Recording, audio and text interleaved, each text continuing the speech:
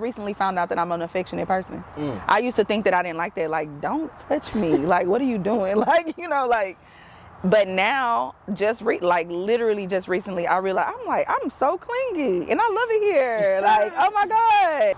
I burst nations and bring kings down to their knees. I reign supreme.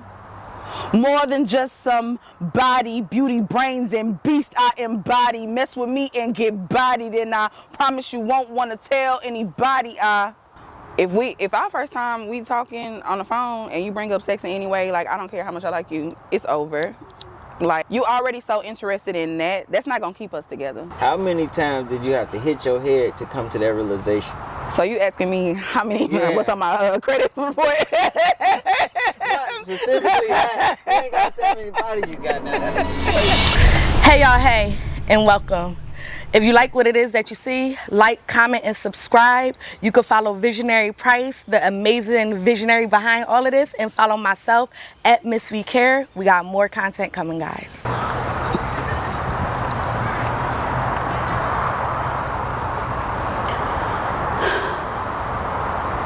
I am woman.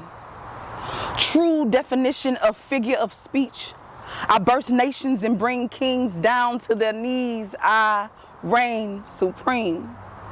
More than just some body, beauty, brains, and beast I embody. Mess with me and get bodied, and I promise you won't want to tell anybody. I walk inside rooms and knock down doors. I make the earthquake when my feet hit the floor. I pave the way for others to come while walking the path of others before me. So recognize a queen and crown me. Matter of fact, bend the knee, no Khaleesi, but I came to slay. And I spit fire like dragons, man. My shit be hot as hell. They be yelling out, winter's coming. And I be like, man, who you think made winter fail? All while blowing on my nails, somebody roll out the caution tape. I think I just popped too many shells and they gonna lock me up under the jail and throw away the key. No, literally, they'd be throwing away the key if they throw away me. See, I'm the prototype. And I ain't Chavis chick. Never claimed to be a bad bitch, but I'm bad, bitch. And for those of you who are just meeting my acquaintance, allow me to remind you what my name is. I am Lady 380, and whatever I speak is my truth. So if you find yourself offended or unable to relate, then these bullets weren't meant for you. I am a spoken assassin, so this is your final warning. I aim for straight headshots, and ain't nobody in here bulletproof. Like before, I would, I'll be talking about love or something, then I have like a whole bunch of crazy bars in there or something, but it wouldn't all just be, you know what I'm saying? Like, it'll kind of, it's about metaphors now, breaking it down. So my introduction to you was actually Bars Fest, and you had a poem about liquor and alcoholism. Yeah. Boy, that's raw. You was saying something like, I have a threesome with Don Julio. Yeah. I was like, damn, Casamigos. Yeah, I like how you did that. Thank you. The epitome of creativity. For sure. What was the first line in that? First of all, we rolling right now. I still want to talk about that though. Yeah, real quick. She got a poem about alcoholism. She go through the bottles and all that, like Don Julio, Tito, everything. What was the first line to that? The first line is, I know a demon when I see it. Literally, that's how you started. That's how I started. And then what made you think about liquor? Because spirits is, and then it was Halloween. So I wrote the poem before Halloween, but I wrote it during that season, I guess. So that's kind of like, that part of the spirits part kind of gave me that like metaphor. But yeah, like I knew I wanted, when I first started to try to write it, I knew I wanted to write about alcoholism. And I knew that I was trying to tell a story about how, like, the reason why that's such a trigger for me. And it's like, okay, so I start off talking about my dad, and then I go into, then I go, it's fall time, so y'all gonna hear a lot of that. I go into like how, I end up with this guy who's showing me the same signs that my dad, Wow. And like literally within that relationship, one of our key moments, like when a breakup came, which by the way, this relationship really never happened. It did, but it didn't. I erased him off my credit report. But but no, like one of the things was he thought that I was accusing him of cheating because I'm telling him like, you know, hey, you're not answering your phone and you out of the state. I know how you are when you at home. I'm just trying to make sure that you're okay. He tried to flip it around and make it seem like I was jealous, like I was a jealous type or something, and like, you know, I really was trying to keep tabs on him because I thought that he was cheating. And I'm like, first of all, you ain't even got enough to go around. Anyway, hey, don't be shady. No. Use this opportunity to, you know you are.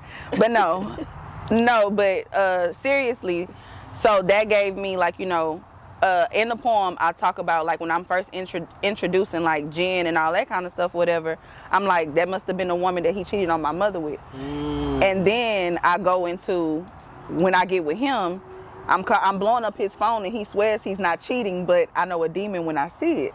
Like, so it's like it looked familiar. I know exactly what this looks like. So I just found a way to tie all of that in. Like, I don't know how. It just brought itself. Long story short, make sure y'all go tap into her. Seriously. Her different level. No bullshit. Anyway. Seriously. What's up, y'all? It's Visionary Price. We're at the Visionary Place once again. As y'all can hear, nature is naturing and it's still beautiful. Absolutely. Absolutely. For sure. Absolutely. I appreciate you for tapping in. I'm gonna let her introduce herself because she is amazing. I'm not gonna lie. She sounds like a battle rapper. I'm like, you sure you're a poet? Y'all hear the poem, you know. I am Lady 380. Like, don't nobody want no smoke. Or I'm gonna give you all the smoke. Like, you choose, you know. See that shit? I don't want no smoke. You feel me? But yeah, the poem you spit today, it was hella creative. I don't really feel like you was going anywhere certain with that, but I don't know. What was you trying to get off? I just felt like,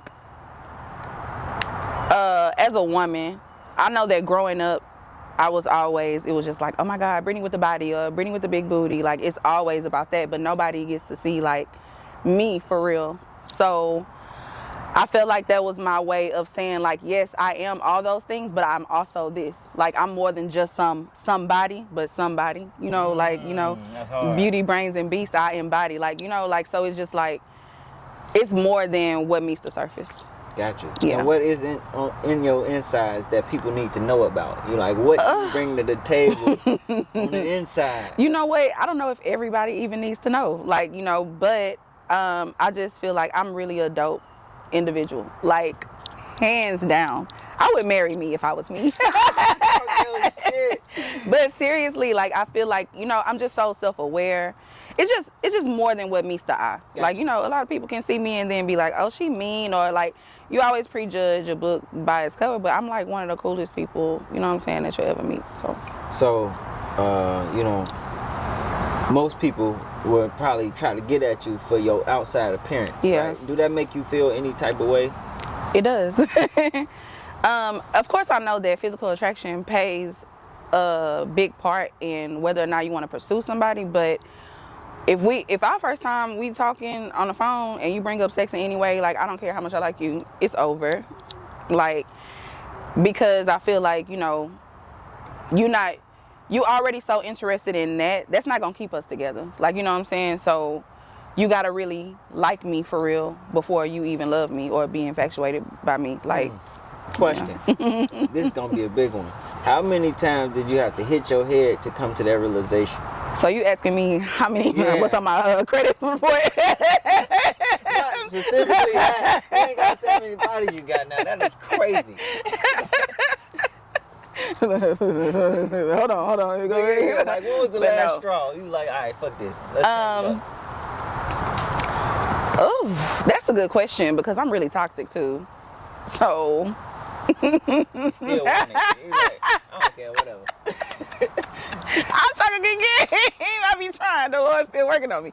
But no, I would say though, seriously, within the last couple years, maybe 3-4 years, I don't know.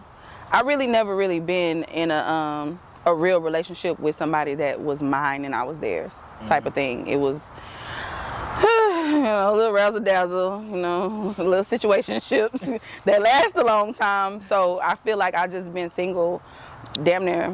I'm sorry for cursing, but almost my whole life. So I'm not in a big rush to like be with somebody, but when I am, I take it very seriously, and it's personal to me.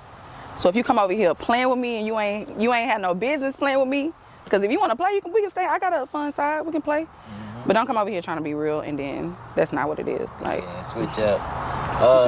You say you never been in a real relationship, but you also said you know what you can bring to a relationship. Yeah. I just want to say from me, my experience, when it first start, the first couple months, it's gonna be peaches and rainbows. Oh yeah, it's for gonna sure. be amazingly beautiful.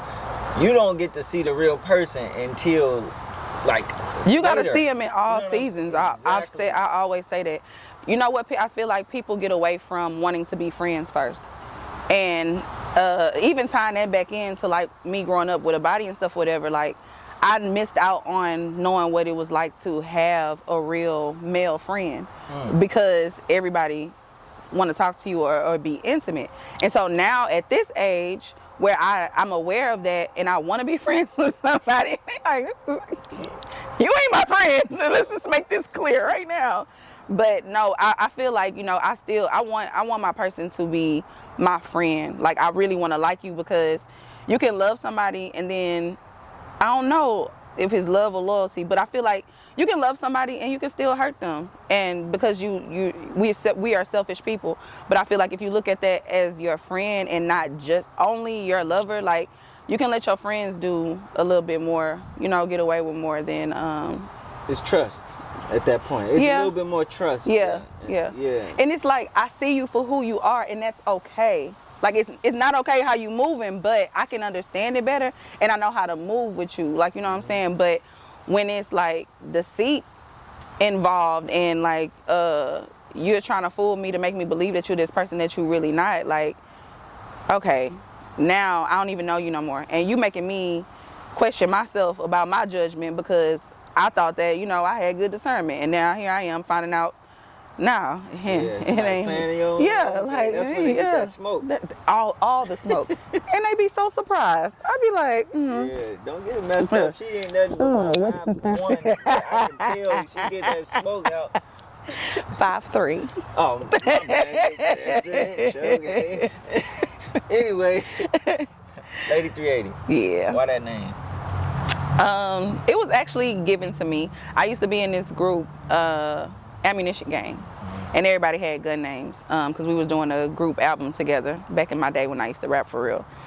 And so I was like, Lady B back then, so it just got Lady 380, and it was just supposed to be for that like one album, but it stuck. I like that. I was like, okay, that's hard. Lady 380 is hard. I'm not gonna lie to you. Yeah. And I be thinking about rebranding sometimes. Okay, honestly. I thought why? Because now that I'm getting into like my bag with going to speak at schools and stuff like that, it's kind of like, or I used to always feel weird when people would want to book me for a church event. Lady. And I'm like, yeah, lady. Ain't nobody in here bulletproof. Like, God said. Well, what is 380? Right. And they like to say, and some people don't even get that it's a gun, so they'll say like Lady 360 all the time, and I'm like, no. Or when they introduce me, it's like 360, but she got a few extra degrees on them. I'm like, yeah, okay, let's roll with that. I think you gotta take it and flip it. You know what I'm saying? But, yeah. If you was to change your name, be Chantel. Be Chantel. That's hard though. Yeah. It's like be yourself. Yeah.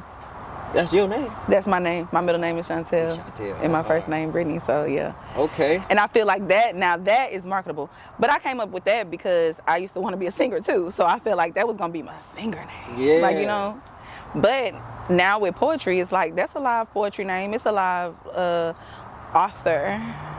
Like, you know what I'm saying? To me, it's like beautiful. Be Chantel. Like, I don't know. I like that. Yeah. So, hey. Yeah, okay. You just hinted to something there. I mean, hey. We'll see. Whatever. It may age well. It may age well. You feel me? 5 years from now, I'll be like, aha. Speaking of longevity, how long do you feel like you want to be in this game? Is this something? The rest of my life. Like, this is my calling. This is what I was like put here to do. As long as I can think, articulate, and write, like, this is a forever thing. And that's what I love about poetry too.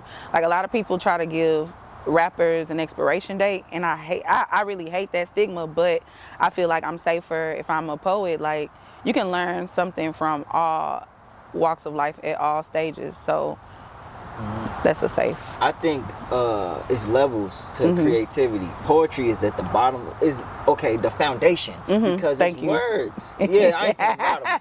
No, don't get me messed up. It's the foundation. Yeah. And then you got rappers because they rap to beats, and it get a little, trickier up there. Right, absolutely. Yeah, it's the foundation for sure. Yeah.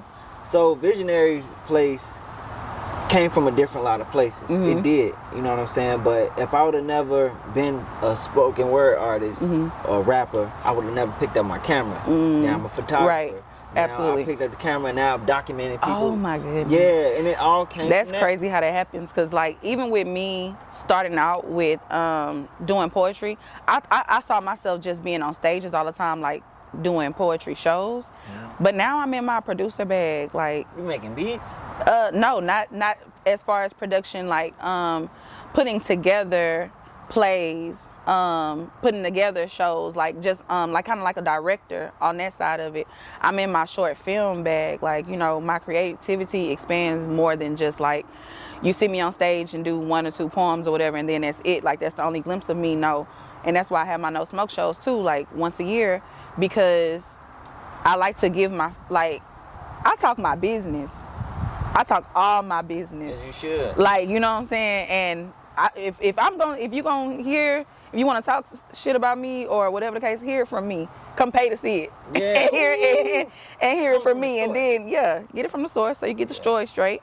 And it don't hurt me because I told you. Like, so I think there's so much power in that. And as long as I'm alive, like, that's gonna like continue to happen. Like, my poems honestly just write themselves. You feel me? They write themselves. You gotta experience that life first. No, seriously. Hey, speaking of that, I'm not gonna lie. Like, lately, I've been going through it. Yeah. Oh, like, man. to even continue to do this, like, really a blessing, and I'm very grateful, because like, I didn't even want to come today. Yeah. I'm not gonna lie. I got stuff waiting on me when I get it. Yeah, You when know you what I'm get- saying? yeah. You feel me? So, just to be able to step and walk in your light every day. Yeah. What you think about that? It's a blessing and a curse, honestly. Wait, are you doing this full time? Yes. And I also have a job, like a Yeah. 9 to little 5. thing over there. Yeah. Whatever that is. But I mean, I use that to fuel, what I need to do for this. But poetry is always full time because it's always creativity. I can be out and you'll see me in my phone and it'll look like, or I'm like just so disconnected with the world. But as soon as I have a sense of inspiration, I gotta write that down, and make myself a note of where did this come from, so I can go back and so I'm always in my head. But even back to the question about like being able to walk in your light, it's like a blessing and a curse, especially like for me, because I have to go through a lot of things to be able to create what I'm talking about. And so it's like, people, you can talk about how great it is or how good it is, but I had to go through the fire. Family. What's your family like, and like where you come from? Ooh, that's a good question. I think I'm well balanced. Like, my dad was more like hood, streets, like ghetto type, and then my mom was more like she's still a black mom for sure, but she's like a little bit more Educated. Yeah, I did want to say that, but I didn't want to say that. Like, I don't want to say that like my dad, like isn't or whatever. Like, I don't want that. But yeah, like she, we stayed in we ain't stay in the suburbs, but we stay in a nice house, grew up in a house and stuff, whatever. And nice neighborhood. She got a good job, 6-figure, plus type of deal or whatever. So I got a chance to experience like literally the best of both worlds. It was like my dad would always say, "You gonna get your street sense over here, and then you're gonna get your book sense over there. So Wow. I got a combination of both. You know, we live the same life. For real? No bullshit. Yeah. My mom, educated, Yeah. got her like master's degree or something like right there, something close. My dad, hood street nigga. Yeah. Been in the streets for a long time. Yeah. In fact, he's not educated. I'm not gonna lie. He dropped out of 8th grade, but My dad too. you feel It me? might have been a 7th grade. Nah. But yeah. He dropped out of 8th grade, but he was able to make more than my mama. Oh yeah. For a long time, I didn't like my dad. Not gonna lie, because I didn't understand him. Now he one of my favorite people in life. Yeah, for that's real. how it go. Him and my mom. But I came from that same thing. So when I was born on the west side of Chicago. And then my mama made that bread, and my dad too, and they moved us to the suburbs. No, it was all the way to suburbs. I can't Like, do go that. to the Fuck that. But my people had bread, shit, you know? Yeah. It worked. But we had a nice crib and stuff like that. So I can relate to that a lot, having that both sides Right. and that balance. My dad taught me so much about streets and how Right. to operate Navigate, as a man. yeah. My mama taught me so much about how to be corporate. That's why I can Right. get on these podcasts and talk the way I talk. Right. Right. I love it. You feel me? I love it. I wouldn't take it back. You got siblings and stuff like that? Yeah, I do. So with my mom, I'm the oldest out of, I think it's like 5 of us. I lose count after me. But You lost count of like, everybody. But on my dad's side, I have 2 other sisters. Crazy story. I have an older sister that I never met before, and they used to tease me a lot because I was such a daddy's girl, and be like, "Hey, you know, you got another sister?" And I'm like, "If I ever meet her, I'm gonna beat her up. I'm gonna beat her up." And I just remember saying that all the time. And no, because I was the oldest with my mom, but with my dad, I'm the baby. Like, you know what I'm saying? So and I was the only child, so I had to. Like, when I say duality exists in my life, like, oh my gosh. So the thought of having to share my daddy with somebody else was like, what you think you doing? Bye. This my daddy. Like, you know. But then when I got older, and I found out for real, I do have an older sister. It was like, oh my God, like, I want that connection like so bad, because here I am growing up with like all my brothers, and I have another sister that lived with me too, but I just feel like, dang, somebody that I never even knew existed. Like, I want that connection so bad. But I know for her, it's probably like, I think she feels like, you know, since she wasn't there growing up, I guess, I don't know if she feels like it's too late to still have that connection or what. Like, I honestly don't know what it is, but Yeah. I love you. Nah, for real. So, like I say, similar stories. Yeah. My dad got a lot of kids. I be losing count. Like, I don't know. But my mom, she got 3 kids. Yeah. My oldest 2 brothers, and I'm the youngest. Okay. You know what I'm saying? So I grew around a lot of boys. You know what I'm saying? For real. But what I was getting at is, high school. I didn't even know I had a brother. We was going to the same high school district. Wow. And that was my brother. Right. And fast forward, hella years later, I moved in with him in Houston. That's how I got out here with a brother that we didn't grow up together. Right. You know what I'm saying? Right. It's crazy.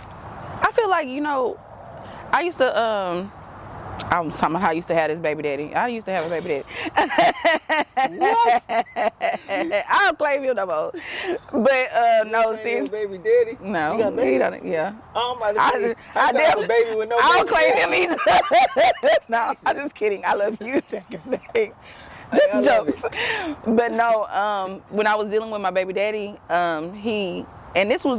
his kids were younger at the time, but like maybe like 6, 7, 8, and he always felt like, even at that point, they are still young. He felt like because he wasn't in their lives, like, I guess since birth, like he didn't deserve to walk in and be there now. And I'm like, I'm grown as hell. I still need my daddy. I still need my mama. Right now, I feel like the roles actually reversed, because when I was younger, I remember like, oh my God, me and my mom used to bump heads all the time, and I was such a daddy's girl.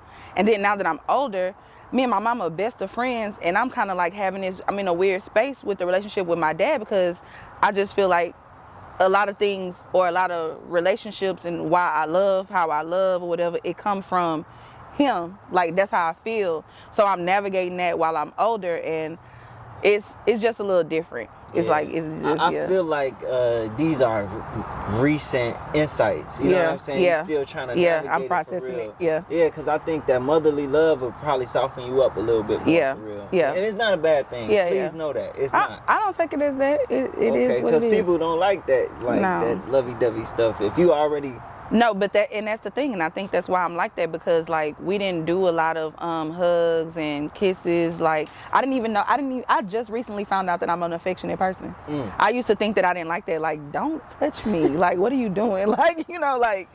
But now, literally just recently, I realized I'm so clingy, and I love it here. Like, oh my God, embracing it. Yeah. So, I definitely like.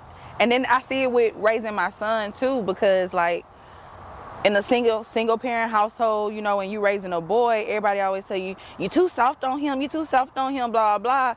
But it's like now that he's getting to the age where he's becoming a young man, he's about to be 16 years old. He ain't never seen me be able to fully exist in my femininity. And I feel like that is more triggering than me babying him and nurturing him and being a mom. Like, you know what I'm saying? Like, and I hate that moms and dads have this thing where they feel like they gotta bump heads. It takes both of you. It takes the duality, because you still, as much as the child needs the feminine side, they need the masculine side too. And I feel like a lot of us black women have been put in roles, or not even that we've been put there. Yeah, we made our bed, we land in it type thing, but we are existing out of survival. Like, you know what I'm saying? If that's what it takes, if I know that my son needs some discipline and I have to be the disciplinary, I'm existing in that. And then once you exist in it for so long, you become that. Like, and that's just, it's natural. So you gotta be able to surrender. Like, okay, he needs to be with his daddy. Right. He got lessons he needs to learn. He cannot get from me. And that's so hard. You feel me? I heard like in China or something somewhere, they have like this rule where if you break up, like I think when a child is like 8 or 12 or something like that, you stay with the mom first, and then after that you have to go live with the dad. And I was like, I thought that was so interesting, and I'm like, dang. Hella necessary. Yeah, and because it is. Without that balance, we grow up with men who, if he trying to get at you and you say no, he gonna hurt you. Right. He displays anger, like he don't know how to process emotions and all that kind of stuff. Our emotional intelligence needs the balance. Because if we get mad, we can destroy everything. Right. If women get mad, y'all can destroy everything too. Yeah. But it's more like in a delicate way. In a delicate way. Yeah, everybody needs balance. Yeah. That's all I'm saying. Yeah, for sure. Yeah, for sure. I just think we have to be more intentional about how we raise our kids. Absolutely. It's kind of bittersweet, because I always say, like, my son is about to be 16, so I'm in it, like, if I have to start over, or am I done? But then I think about longevity and like legacy, like, if God forbid if anything ever happens to my child, or if he decides that he doesn't want to have kids or whatever, then I feel like, oh, my bloodline is gone, like, like it ends right there. So I want to have more children, but then I also feel kind of guilty because of if I knew then what I know now, and I do, and then raising them differently than I raised him, and I feel like it almost feels like it's unfair. See, you can't like, think like I that, know, because it's different seasons. I know. You know what I'm saying? You're a different person. You got a whole different mindset. Yes. That was 16 years ago. Right. So. Absolutely. No, so I actually got a cousin. She had her son was 17. She just had a newborn. Yeah. I don't know how he doing with that, but it's not. I mean, I guess you gotta help him through that, but you can't. See, with me being the oldest, that's what I got to see. Like, my baby brother right now, my mama is so far more lenient with a lot of stuff that he does. Right. Let me get away. I'm like, this ain't how this go in this household. I know, because I grew up in it. What do you mean you changed? What do you mean, things are different now? What do you mean the rules are different? No. The same rules apply. What is it? We're getting older now. She can't have the same butt whoopings no more. Man, please. It look a little different. So I always be having talks with my son and try to figure out, like, I'm so interested in how things make him feel, and a lot of times that Ooh, baby, we gonna get into it. Like, no. but like, I'm a parent now, yeah. so I understand these talks. You know what I'm saying? So I do want that balance with my son, because I had the balance. I'd be unfair if I ain't giving the balance. You know what I'm saying? Right. What Absolutely. about you? What about? You had the balance. Did you always have this balance, or your people kind of split up, or what? They weren't together for as far as I can remember. Oh, okay. I So didn't know that. The reason how I ended up getting the balance is because by the time I got to like 8th grade, I went to go live with my dad for a few years. She's distracted. What the hell was that? All right, anyway. So 8th grade, I went to go live with my dad for like 2 years. Came back to my mom for a couple years. Went back. I was kind of like back and forth. That literally means back and going forth. to different schools and things like that. Yes. I never experienced meeting different people. You was always the new girl. Always, pretty much, yeah. Yeah, I know you had all the attention. But it was so cool though. At the same time, well, no, I wasn't this person back then. I was a little rough around the edges. Literally. Girl, lay your hair down a little bit. You know? I be like, ooh, it's fun. When I get famous for real, don't y'all start digging up no old pictures. Erase, delete all that shit, Piggy. I ain't playing with you. Nah, we all got rough childhood pictures. I ain't gonna lie to you, I was bogus. But you know who made me feel like real bad about that is Meg Thee Stallion. I'm like, Dad, you just been beautiful your whole life. Like, you know, she got high school pictures and stuff she posted. Just so I'm like, baby, I had acne, lips was black, like all kind of stuff. Rough around the edges. Baby, you can see the tracks coming and slipping from my hair that I done tried to keep in. Lord Jesus. Yeah, we all go through those things. Anyway, I hope that you got to know Lady 380. Yes, a little bit more. No, for real. It's more beautiful because you got layers. Lord. You can come back and we can still share this same experience. Absolutely. You know, telling your story. Are you crying right now from laughter? No, I am. A little bit of both. So I think a little eyelash glue kind of got in this eye right here, and it keeps watering. It's like, but yeah. Got it. I don't know what that's like. Challenges of being a woman. Right. No, seriously. Nah, but yeah, her story dope. As you can see, we got into it. Her poems and her poetry is something that's gonna live on, cause like the bars is crazy. The bars is crazy. For sure. So, yeah. Any last words? Anything else you want to say? No. Thank you for having me. This was beautiful. Y'all tell y'all friends about it. It's something. It's a message in here for somebody. Anybody. No, for real. Yeah. Find your people. And yeah, Visionary Place, with the Visionary Place. Make sure you like, comment, and subscribe. This is the dopest poetic podcast, the number one poetic podcast. You feel me? Tap in. Make sure you tell a friend to tell a friend. Can you tell them to like, comment, and subscribe? Like, comment, and subscribe. And y'all better follow me too, or just go to lady380poetry.com. The That's Visionary Place. Okay. Make sure you say that. Yeah. You got events too. Do you want to tell them about your? Yeah. When is this coming out? So don't drop the tag. Just tell them like how they can find it or how they can get in contact with you. Well, yeah, just go to the website then. Oh, okay. Yeah. Okay, cool. So I make it simple. What's it called though? Lady380poetry.com is my website. From there, it has. What's the event? No Smoke. No Smoke is the next show that I have going on or whatever. They got different names. So this No Smoke show is my 5th one, and it's gonna be entitled "Love Me Out Loud." Okay. And so for my No Smoke shows, I usually give my audience a more in-depth, kind of like this conversation that we having right now. I have a real conversation with them, and it leads into the poems, but it's always about like the next phase of my life, like what happened throughout that year and how things tied in from previous years. So if you've been following me, it's like an ongoing soap opera. And then if you just now like joining, it's like you ain't missed nothing when you get here. You meet me here, and then we gonna continue to grow together. So that's how that goes. That's hard. I like that. Yeah. Yeah, so make sure y'all tap in. Yeah. I want to do something different. Let's just try this. Trivia question. Ooh. What is... I don't know. What is Lady 380's favorite snack? Ooh. That's hard. Yeah, I got you on that one. I'm gonna go snack. I'm gonna say trail mix. Trail mix bussin'. Yeah, they got this orchard berry from HEB. It's a HEB brand, and like I love it. Got walnuts, like cranberries, raisins. Ugh. I ain't gonna lie to you. That's my favorite. Like I can munch on that like all day. Candy though, between Snickers and Starburst. Snickers around that time of the month, but Starburst for the most part. I got Starburst in my purse right now.